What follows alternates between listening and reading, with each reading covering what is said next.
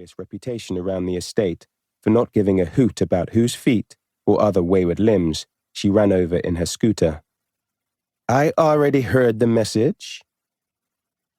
"Let's not do anything hasty now," said Rayleigh, his voice smooth and sure, having recovered from her ambush. "We both know I'm your favorite grandchild." "By default, seeing as you're my only grandchild." "I'll take it." Something like a smile twitched on her mouth. "Did you really break a window?" "It was an accident. I was participating in a class assignment." There may have been some screaming and furious "stop this right now" hand-waving from his history teacher before Rayleigh's monstrous papier-mâché boulder was fired from a rather brilliant catapult, but that was neither here nor there in the context of their conversation. Medieval weaponry. Apparently it's dangerous stuff. "Is that so?" The golden color of Nana's eyes had faded to a watery blue over time, but a fierce heat still blazed there regardless. One that raked across her grandson's features, probing for cracks in his well-tried armor. "That's so." He wasn't lying, exactly. He didn't do that with his family. Loopholes, though, he did those. Specialized in those. "What about the supergluing incident in science class?" Rayleigh's confidence slipped. Dr. Ramsay called too? "Well, Nana, wasn't my fault." Not entirely, anyway. While he might have spilled something on his teacher's seat, Ramsay's trousers seemed to like it. Enough, in any case, that they parted ways with his legs in somewhat of a hurry, Rayleigh recalled. He suppressed a grin under Nana's scouring scrutiny. "No? Then I think we can spare your mama the screams of an irate and rather cold, from what I gathered, miser." Nana leaned over and hit the delete button, erasing the message.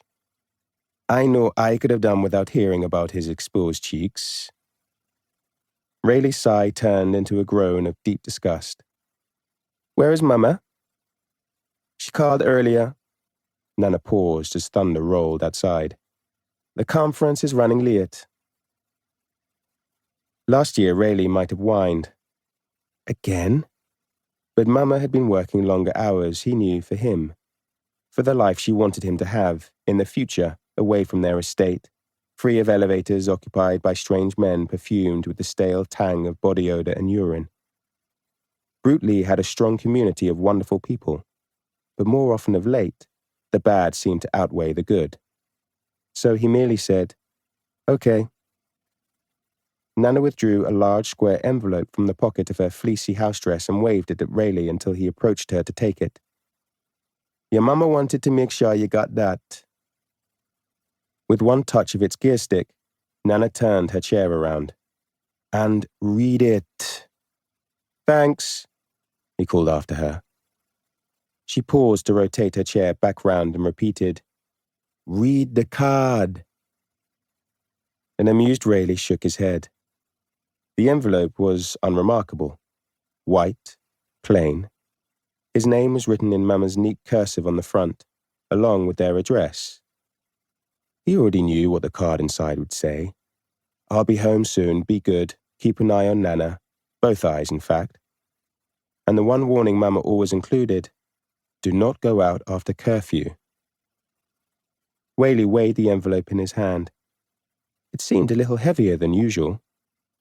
Mama likely included a list of chores for him to complete too. Retiring to his bedroom, Rayleigh chucked the envelope on his bed and swiped up a sponge basketball.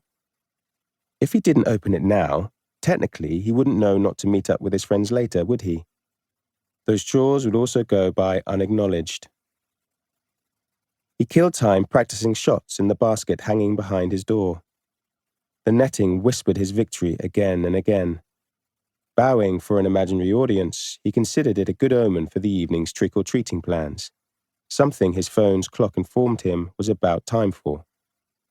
He shot a quick message to the friends to confirm their meeting time and location.